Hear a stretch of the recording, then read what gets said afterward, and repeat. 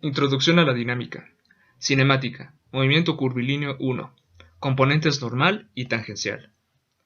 Bueno, modelo matemático.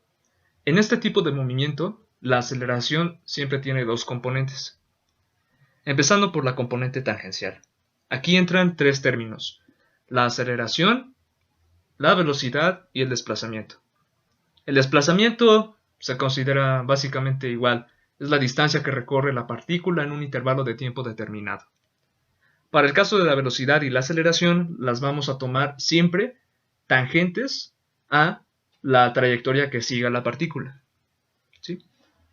Ahora bien, tomando como base estas dos ecuaciones diferenciales que aparecen aquí, B es igual a ds sobre dt y at es igual a dv sobre dt, donde at es la aceleración tangencial, se obtienen las siguientes tres fórmulas, que, de manera general, son las fórmulas que se utilizan en el análisis del movimiento rectilíneo. La única diferencia aquí es que no se usa cualquier aceleración, se trata de la aceleración tangencial de la partícula. La siguiente componente es la normal, también la llaman aceleración centrípeta. Esta aceleración se puede obtener como la velocidad que lleva la partícula en un instante que queramos analizar, elevada al cuadrado y dividido entre el radio de la curvatura. ¿Okay? Si la trayectoria de la partícula es un círculo, este radio de curvatura pues se obtiene fácilmente, es el radio de la circunferencia. Sin embargo, si el movimiento de la partícula es descrito por una función o una ecuación, pues se tendría que recurrir entonces a esta fórmula especial para encontrar el radio de la curvatura. Ahora bien, simplemente para demostrar o terminar de conceptualizar bien todos los términos que acabamos de ver, imaginemos una trayectoria circular como la que aparece a continuación y una partícula que se va a estar moviendo en dicha trayectoria. Aquí, pues como se puede ver, la aceleración normal siempre va dirigida hacia el centro de la curvatura, hacia el centro de este círculo. Como dice su nombre, no es la aceleración normal. Y la tangencial, pues como dice su nombre, es tangente a la curvatura, tangente a su trayectoria. ¿Sí? En cualquier punto siempre se van a presentar así. ¿Qué pasa si no existiera la aceleración normal? Bueno, esta componente de la aceleración es la que le da la característica a este movimiento de ser curvilíneo. En caso de no existir, pues entonces la partícula seguiría derecho, es decir, presentaría un movimiento rectilíneo.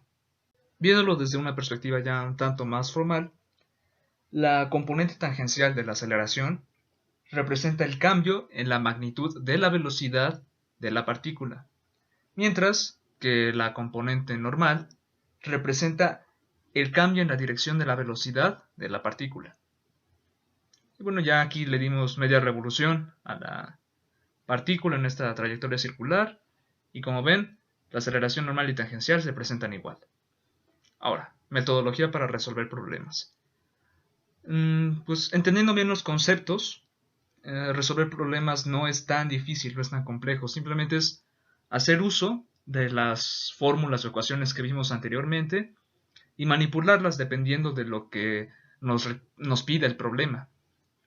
Con el detalle, claro, de que si el movimiento es descrito por una función, pues hay que usar la última ecuación que vimos, nuestra fórmula especial, por así llamarla, para encontrar el radio de la curvatura. Bueno, vamos con ejemplos. Ejemplo 1. De acuerdo con pruebas médicas en pilotos de aeronaves, se ha observado que estos pierden la conciencia al someterse a una aceleración de 5.5 Gs. Suponiendo que un jet que cae en una trayectoria circular con un radio de curvatura de 325 metros, inciso A, ¿cuál sería la velocidad en la que pierda la conciencia el piloto? Inciso B, si su velocidad tangencial en la curva es de 150 metros sobre segundo, constante, ¿cuál sería el radio de la circunferencia con el que el piloto se desmayaría? Bueno, pues analizándolo bien, prácticamente nos han dado toda la información que se requiere. Lo único que hay que hacer es un par de inferencias antes para poder resolver el problema. Como el enunciado no nos detalla si el avión llevaba una velocidad inicial antes de entrar a esta trayectoria curva, si presentaba una aceleración positiva o negativa, se va a inferir entonces que la velocidad siempre permanece constante, incluso cuando lleva esa trayectoria curvilínea. Bueno, al ser siempre constante la velocidad, pues se da por entender que la aceleración tangencial va a ser igual a cero. Como no hay componente tangencial, la única que queda es la normal, y por lo tanto sobre ella es de la que se tiene que trabajar.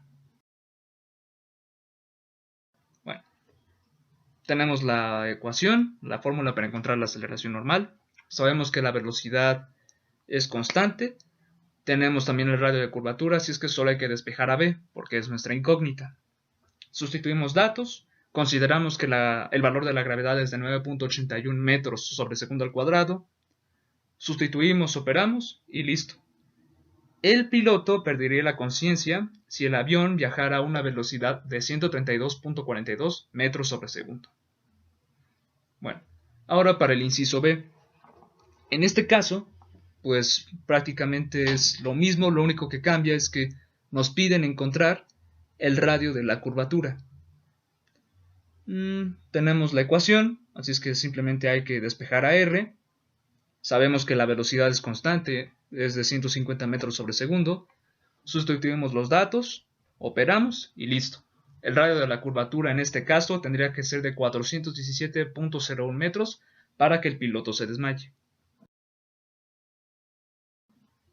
Bueno, vamos con el siguiente problema, ¿sí? Es el segundo ejemplo.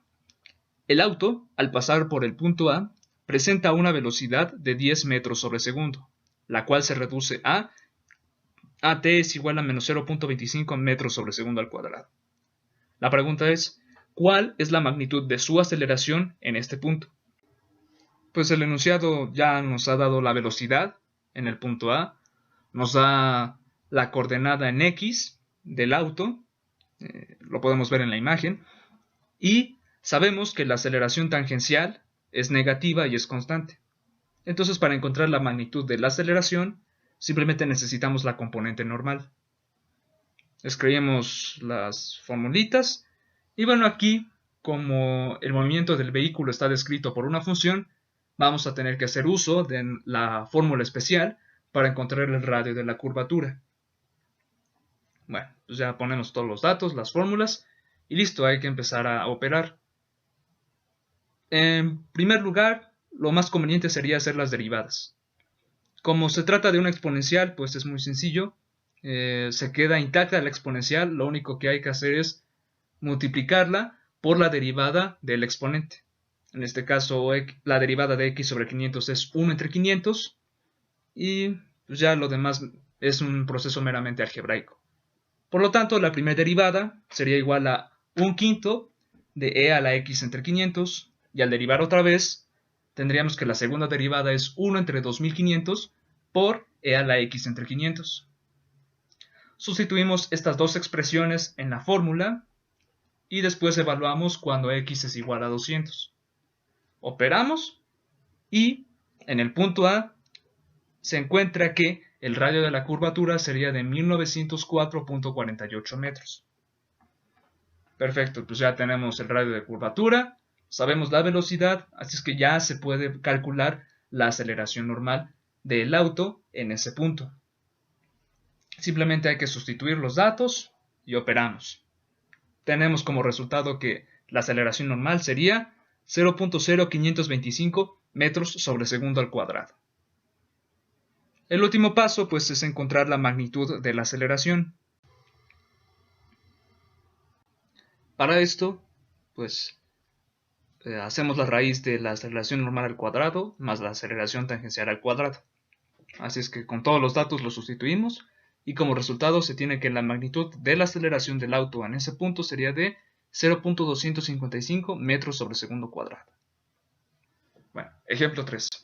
Un camión viaja en una carretera circular de 50 metros de radio a una rapidez de 4 metros sobre segundo. Durante una cierta distancia, cuando s es igual a 0, su rapidez se incrementa en a igual a 0.05 s metros sobre segundo al cuadrado, donde esta s está dada en metros.